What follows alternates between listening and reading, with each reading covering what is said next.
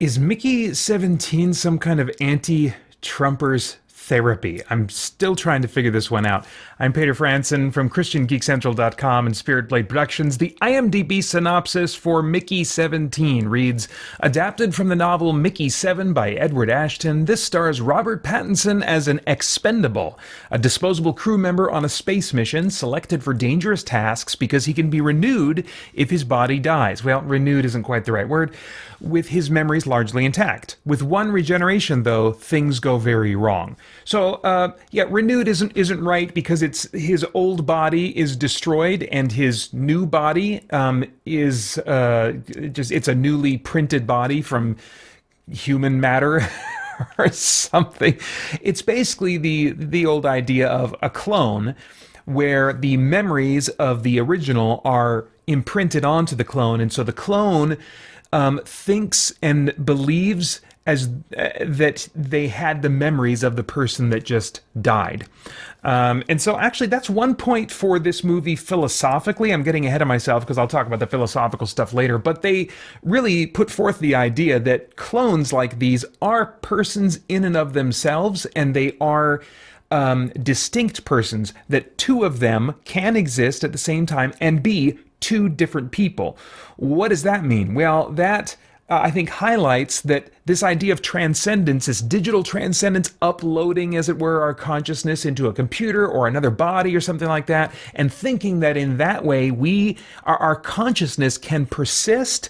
This shows that that idea is false. I mean, if you just think about it, you recognize that it's false. But this actually is a demonstration of how that is false, even though they don't point to that and say, "Hey, there's no hope for digital transcendence." If you look at it this way, but the Sixth Sense way back in the day, the Sixth Day, excuse me, the Arnold Schwarzenegger sci-fi movie back in the day, that did something similar.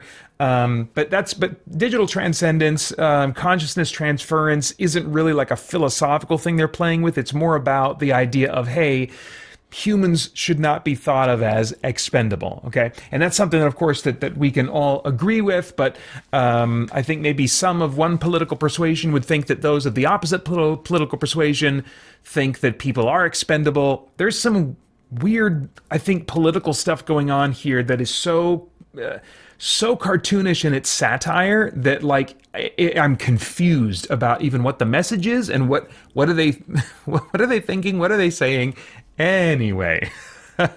So what's the basic vibe of this movie? Well, the trailer, I would say, or at least the most recent trailer, gives off more of an action vibe, I think, than is warranted.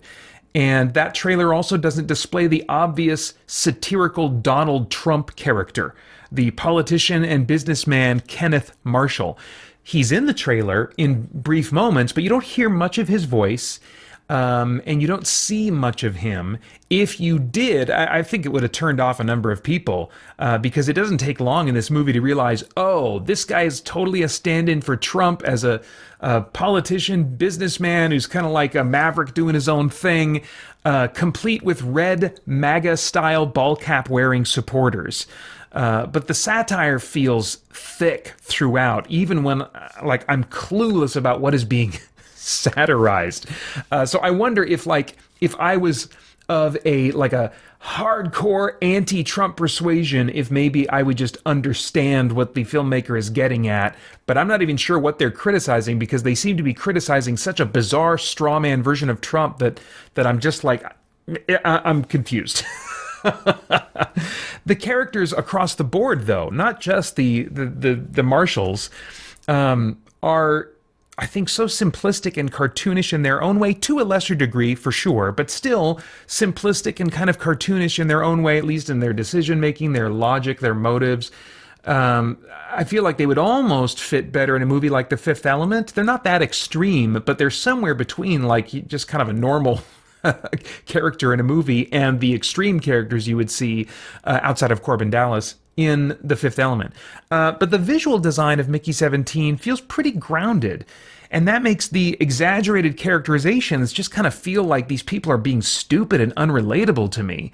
If they would have used a more stylized, colorful visual design and dialed up that cartoonish behavior on everyone's part a little bit more, then at least it would have felt somewhat bold and striking and weird, and like it would have been, I think, in that way more engaging to me in the way that, say, The Fifth Element was. But instead, this movie just felt like, to me, a ton of jokiness without ever actually being funny to me. Now, admittedly, I have a pretty narrow sense of humor, but even so, I just was not understanding this movie and certainly wasn't laughing at it.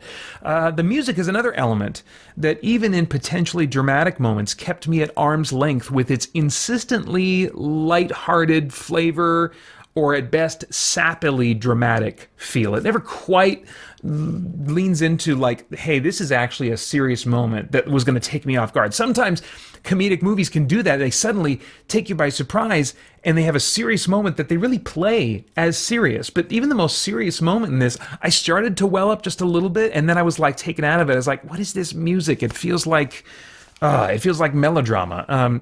The flow of the story feels a bit like a quirky indie movie in some ways, with just kind of like lots of quirky little scenes that are attached to each other as characters are making, I think, unwarranted decisions, unwarranted behavior that's playing out. This seems unjustified by what just happened before. It seems like, oh, we just want to have this kind of moment now. So I don't know why exactly this character would leap to this conclusion and go this route and do this thing, but we want this moment to happen, so we're going to do that. And, we'll just have the character make a huge leap in logic. So the logical justification for characters' decisions and things that happened one after the other, a lot to be desired for me there. And again, a lot of it's because the characters are behaving unrealistically simplistic in their thinking and their motives. Despite the impactful vibe of the trailer, there isn't much action in this movie, and the existing action feels absent of stakes because everyone was being so stupid or foolish that I had no sympathy for any of them. Making things worse is the 2-hour, 20-minute runtime.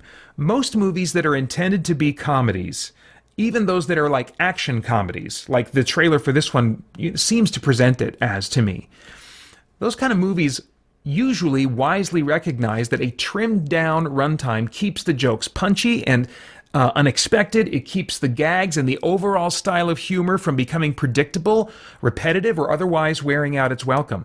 But the jokes they're delivering, the delivery, the timing, all fell flat for me in Mickey 17, and I could see the major beats of the climax about 5 to 10 minutes in advance. As far as the cast, the performances, Robert Pattinson, I have to say, gets to show some character acting skills in this one. Not in a wide variety, but it is still a novelty for me to see, and especially to hear, the voice that he uses when he's playing this role that is very different from his past roles, especially since, most strikingly, I think of him in the recent the Batman movie, and then prior to that, I've been watching the Twilight movies with riff tracks with my younger sister, and so just seeing him there, and I'm like, this guy, he's a much stronger performer than Twilight certainly would indicate, and able to do some quirky comedic stuff that in this case just didn't work for me, I think mostly because of the material. But his character, I think what he was doing as a performer, I was liking and appreciating. It just wasn't near enough of a novelty to really carry the movie at all for me. Mark Ruffalo is either doing a very committed but bad Trump impression, or he's trying to leave just enough difference between Marshall and Trump to have plausible deniability. Either way, it's over the top and obvious, but also weird, to the point of just being a constant distraction from my involvement in the story. Because I'm like, okay, here's the Trump stand-in every time he opens his mouth. Toni Collette, or is it Coletti? I don't know how you say her last name, sorry. But she plays his wife and is just as cartoonish, if not more so, in her performance style as Ruffalo. I find her to be such a strikingly interesting performer. She can be a major reason that I will watch a movie that I wouldn't otherwise watch. I'm like, oh, I like her. She's very engaging and striking. She can do drama. She can do comedy. She's always just, I find her so engaging to watch. But this character just did not work for me. And her performance in bringing out, I think, what this character was supposed to be, just pushed me away from investment in the stakes, while the humor also, as I said, wasn't working for me. All right, stunts and visuals. Well, I mentioned the visual look already could be mistaken for that of a much more serious sci-fi film, and that just doesn't work for me given the script and performances and just the overall tone. The CGI, because there's aliens and spaceships and stuff, so the CGI is CGI. So good job, Hollywood, for checking that box. As far as themes, is there anything of moral, philosophical, or spiritual significance going on in the themes of this thing that could trigger some worthwhile thought or conversation? Well, Kenneth Marshall is a straw man. He and his wife are so cartoonishly villainous that it feels like a peek into an intensely left-leaning mind that doesn't even see Trump as human, or maybe conservatives as human, conservative politicians or of a certain type anyway. As it strikes me as coming from a mind that hates him so much and wanted to make a movie that would spotlight his buffoonery and that would play out kind of a revenge fantasy against him and his closest supporters. It's weird to me how much it kind of leans into that, and it's such a straw man that I don't even think, like, I don't even know that it's is it trying to persuade at all? Is it trying to attack? When the representation of what is being criticized is so outlandish, then at that point, that's this straw man that you're taking down, instead of actually the arguments, the perspective that you are really having a problem with. And so what does that do for anybody except for those who already in their minds really just demonize and villainize those on the other side of the political aisle? And so I suppose maybe it's gratifying to some people in that way.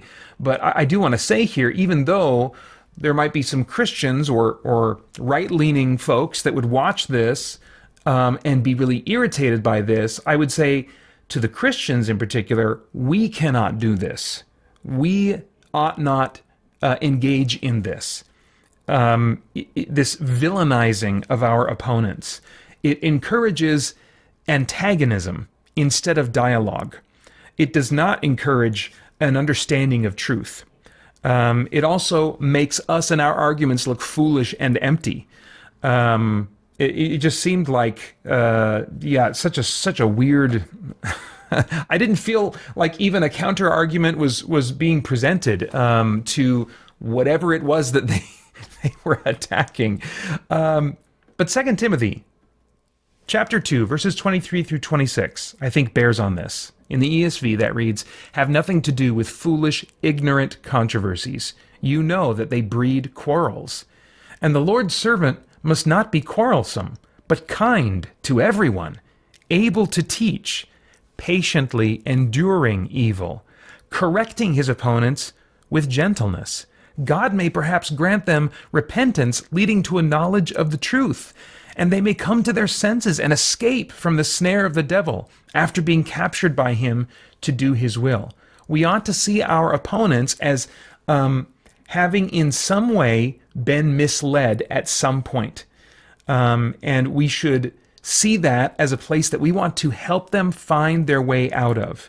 But we don't do that this way, by villainizing those that hold the perspective that they do. In the same vein, Mickey 17, I think fairly, is criticizing some Christians who make their faith and their politics synonymous, and in the process, their faith is proven superficial, taking the backseat as their selfish political agenda or their anger and fear is ultimately shown to be what is driving them. I hate to see these kinds of indictments of Christians in fiction because it's a very lopsided representation. But the harder it is to find Christians that are anything like these portrayals, the more they will become obsolete in fiction. Wouldn't it be something if, when times of political division come and there's turmoil, anger, and anxiety, wouldn't it be something if people in those times thought to themselves, I should talk to that Christian friend of mine. about all this mess and just see what they think about it, because I know they would listen. They would care about me. They'd care about my concerns, and then maybe have some wisdom, maybe have some perspective that would be interesting or helpful. Wouldn't it be something if we earned that kind of voice in people's lives through the way we loved, through the way we devoted ourselves to truth and wisdom and tact and knowing how to correct and teach with gentleness, knowing how to choose our words wisely? Wouldn't that be something if we were able to develop a voice in people's lives because of making those kinds of choices and committing to those kinds of things? Wow. No idea what your tastes are in movies, but if I were a time traveler, I'd go back in time and say, Peter, oh, you got to skip this one, man. The trailer is going to feel like a huge lie about 35 minutes into the movie. It's fair to expect some humor based on the trailer. It's fair to expect some quirkiness based on the trailer. But the ridiculously cartoonish Trump stand-in and where the story goes felt like it was made for those who viscerally hate Trump, who want to see him get what's coming to him, and who are angry and afraid about Trump and want fiction that will express that. And if that was you, maybe you'd be calibrated to laugh or otherwise feel something other than confusion and disappointment while watching this movie. But that's not where you're at. So maybe see if The Fifth Element is on a streaming subscription that you have right now and watch that instead. This one is rated R for violent content, language throughout, sexual content, and drug material. And those are all of my thoughts for now on Mickey 17.